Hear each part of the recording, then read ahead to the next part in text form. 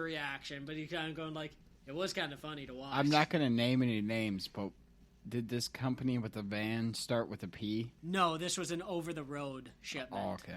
All right, because the company that starts... I know what you're getting at. The company that my work uses, that we do deliveries, they bring us shit in a van with a pallet, like that Sprinter van looking bullshit. Yeah. They are expensive if you're... No, this was an over-the-road thing because it had to be there at a certain time. Yeah, we only do... To bore everybody listening right now, we only do over-the-road at my work if it's more than 5 pallets. So if it's going to be like a quarter of a truckload, we do over the road. So, but yeah, had a nice little video of me jumping off a shipping dock, and Rui showed off the full-on sprint there too. So yeah, I'm impressed. Losing all that weight. What was the moment. That was my moment. What was your 40 speed? About a 4.5, 4.4? Still probably like a sad offensive lineman time. So like a 5.3? If that... Well, it depends here. Like, I could start good, and then probably by like the 30-yard, I'm just like... Just right in a time. For those who don't know what a 40 is, it's a 40-yard sprint, and then the 4.4 or 4.3 is how many seconds it takes you to sprint 40 yards. I think we should do that in the summer. 40 by 40. You take a measure out 40 yard sprint, and then you have to chug a 40. Yeah. Well, you're almost thinking of like a beer mile. Eric, I love it. We'll time ourselves how long it takes to sprint a 40 and chug a 40. Or do we want to do just like a full-on beer mile? You run before you drink. Yeah, for you, we're going to need the ambulance. So yeah, just for me running. Only thing I've ever seen you run to is the bathroom. The only thing I've ran to in the last 5 years is an open buffet. The only thing I've seen you run is your mouth. That's also true. Just ask your mother. Oh. All right, Eric, you got something random to plug?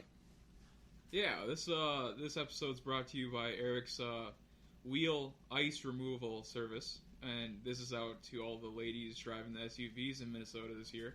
I have seen so many people not clear out their ice under their wheel wells. And it pisses me off. It's like, first of all, it's not good for your tires, not good for your car. I'm right here. I can help out with that. I can help out with other things. So I'm just telling you right now, that is so satisfying.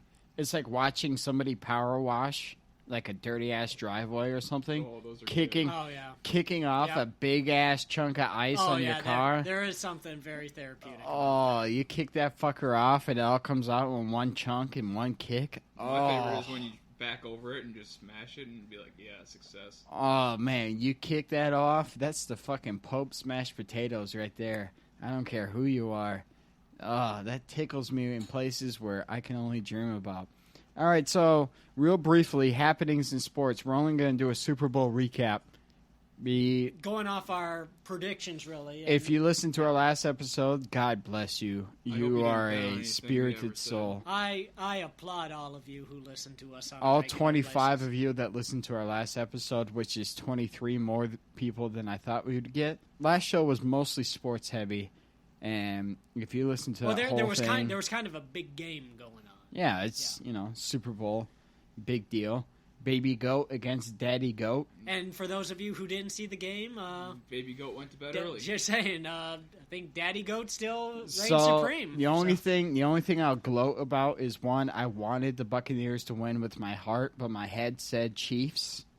And luckily my heart won over my head. But I did say it's going to be a game of Tampa Bay's defense versus Patrick Mahomes. Right. And that's what it was. It was really it was really just the offensive line failing for the Kansas City Chiefs. The offensive line was injured.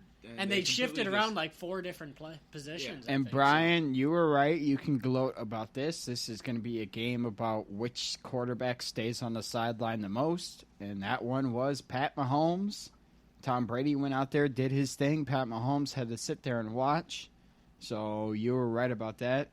Eric, I wasn't listening about anything you said, so I don't know what you were right or wrong about. Even though it was his really whole right about bit. Anything. I never really had much of a prediction to begin with. Yeah, he was just kind of if I remember, you were doing the whole, hey, this is, interesting stories, interesting stats about the Super Bowl, and all three of us predicted the Chiefs win. Yeah, I was completely wrong on that. I was, 65% of America was wrong. Cause, just saying, we weren't exactly going out on a limb with that one. Yeah, that was the safe bet. But as soon as I turned it on and I saw the quote-unquote experts on CBS, all but one said that the Chiefs were going to win, I'm like, all right, Buccaneers got this shit. Yeah, because whenever the quote-unquote experts on the pregame show, they all go for one team, it's usually the other that fucking runs away with it. Right. And it's exactly what happened. How about drunk Tom Brady? Drunk Tom Brady is taking over the internet. It's lovely. Everybody loves drunk Tom Brady. Throwing the Lombardi trophy, the Super Bowl trophy, 30 feet from a $2 million boat to a $100,000 boat. Gronk doesn't have that much money. So. Well, Tom Brady was on a $2 million boat. Right. And it's not his boat. Who knows? It could have been. But he's going to be on the expensive boat because he's the MVP of the Super Bowl.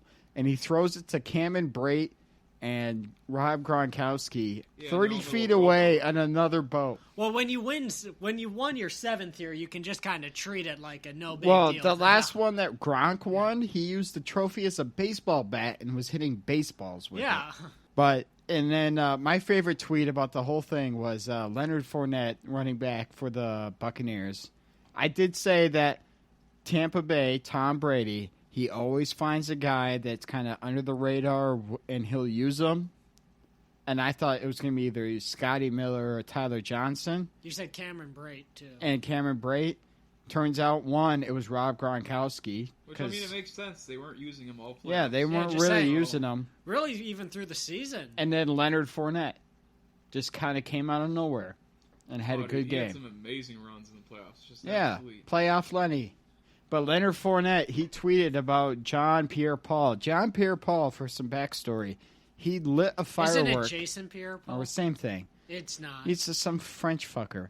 But he lit a firework, and he blew off, 2.5 of his fingers? Yeah, so now he has one ring for each hand. But on better notes, awesome hamburger helper. But so Leonard Fournette tweeted out, the sun is doing something to me. I thought JPP had all fingers on his one hand. I thought that was funny as hell. I loved it. All right, so that's enough about the Super Bowl. Was it super? Probably not. I enjoyed. It was probably one of the worst ones I've seen in a long time. I enjoyed the hell. Oh yeah, out of you it. enjoyed it here and all that. I'm sure everybody in Tampa all that enjoyed it. The weekend. The weekend, I'm going to say right now, the weekend, your halftime show, you are a poor man's Bruno Mars trying to be Michael Jackson. Oh, I absolutely loved how... I like a lot of the weekend songs at the end of the game and all that, but yeah, the performance was just a little odd. What was up with the jockstrap face mask? Yeah, what was up with that? Yeah, I'm not quite sure. Did they raid the locker room during halftime and take all the players' jockstraps and said, "Hey, let me put this on my face"? Or it was like bandage, they all had plastic surgery or something. He had plastic surgery and it turned out absolutely fucking terrible. Yeah, well, he's a poor man's Bruno Mars trying to be Michael Jackson with a little bit of Prince in there. But he sounds the poppiness is all I heard was Bruno Mars, but then the voice, all I heard was Michael Jackson. I'm like, if you're trying to make it, I get it. I don't have any Grammy Award-winning records, and I don't know if The Weeknd does or not either. I honestly do not give a shit if he does. But if you're trying to be the next thing in music, you can't copy two other people and try to be the next thing.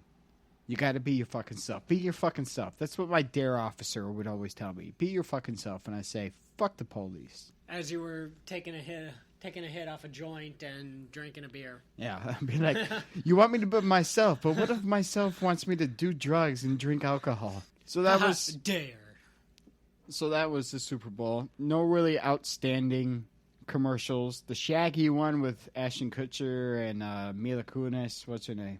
Mila Kunis. That was absolutely terrible. It was all right. I like the T-Mobile one where they did kind of like the spotty networks. They did one with Blake Shelton and Gwen Stefani, and then they did one with Tom Brady and Gronk. Yeah. I thought those ones were clever. That one's all right, yeah. I like the SpaceX one because of Elon Musk wanting to send private citizens to space. I can't afford that. He's doing it for free. I can't afford that. I can't afford that. I cannot afford free. I cannot. All right, I got some listener-suggested topics. If you have a topic that you want to hear us talk about on the show for like 5 seconds before either Brian or I or Eric derail the whole show and talk about something completely different, Most likely, James. hit us up on Snapchat at DumpsterFS, Dumpster Foxtrot Sierra. What's our Twitter? I don't even know our Twitter. Do we even? I don't. Hold on. We have a Twitter? Yes, we've had a Twitter since before we even released an episode. We have 18 tweets, god damn it. It's at Dumpsterside. At Dumpsterside. And our Gmail, nobody uses email. If you use email, then you're fucking Meg Ryan and Tom Hanks. That is a deep cut reference that only a couple of you will appreciate, and I love you for it. All right, listener-suggested topics. We want also listeners on the show, except for if you're Acacia, 6 tequila shots in, and God knows whatever else she was drinking. Holy shit. God. I'm trying to keep her Whiskey on. makes her angry. I'm trying to keep her on topic for 5 seconds. God, bless America. All right, first, I'm not going to say who it's from because I honestly don't remember, nor do I care. First listener-suggested topic was appropriate amount of time for sex. What is your opinion on the appropriate amount of time allotted for sex? Eric, you can tap this one out because you don't know. Brian? That was cold. I'll give you 5 seconds. That's not the appropriate amount of time? No, that leaves 2 seconds for cuddling, right? Tap one out is my schedule. I think if you know what you're doing, you know, appropriate amount of time. Good, 20 to 30 minutes. I was going to say 30 to 40. Yeah, just saying 30 minutes is kind of that. I always kind of made fun of it going like, we made love for, 2 hours. Who's got that kind of time? Yeah, 1, who's got that kind of time? 2, aren't you fucking raw? Yeah. Isn't there some chafing? Isn't there some dryness? And also, if it takes 2 hours for the guy to get off to you... He's not that attractive to you. Yeah, just saying. There's a problem there, ladies. It's not he can last forever. No, he doesn't. He doesn't think you're attractive. He had to think about his grandma just to get off. Or he's thinking about baseball way too much. That too. That seems like a even still, that take no more than 30 minutes. There's way too much dryness. I don't care how much fucking KY you're dumping on you or baby oil. And here's the other thing. I think about, again, walking on a treadmill, running on a treadmill. I'll go walk on a treadmill for 2 hours or something. Quit bragging. Take a photo of myself, and you tell me if that's attractive. You walking on a treadmill 2 hours before you do is not attractive. Yeah, that's hurtful. And also true. And also true. 2 hours before is usually when I finish. Whoa, 2 hours before you even start? Yeah, you wanted a time. So. He's finishing before even the appetizer gets to dinner. Yeah. Eric, everybody. Eric, let's give Eric a round of applause. He said something. He's finishing before he can even confirm his reservation. That is a long round of applause. Just saying, can you not, cut that one down? Here, I'll do it. It's a trap! That was a trap. So, what's our next listener-suggested topic? Next listener-suggested topic. Who let the dogs out? Who actually let the dogs Trick question. out? Al Gore. Really? Al Gore let the dogs out, and I'm pretty sure he confessed to it. So, I was pretty sure. I told this person this is what I thought. Just confirmed by the internet, because everything on the internet is true. So, this band, they wrote Who Let the Dogs Out? Baha Men. Yeah, the Baha Men. A play on the Bahamas. They, it was about, them going out to bars and everything. They would only see ugly women at the bars. And so they'd say, who let the dogs out? Because there's all these ugly women. So it's actually referring to ugly women as dogs, is what that whole song is about. So next time you're thinking, who let the dogs out? Think of sexism. Because that's what it is. That song was played, everywhere. It was a top hit in 2000, I think I just saw. Oh, yeah. We were, no more. We probably weren't even 10 years old. No. Yeah, so it's a bunch of guys from the Bahamas talking about how they can only find ugly women at a bar. Fuck them. All right, and Drunken Acacia's suggested topic. Favorite holiday for everybody.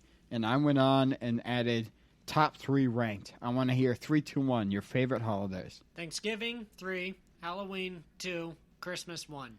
Why? Actually, you know what? 4th of July.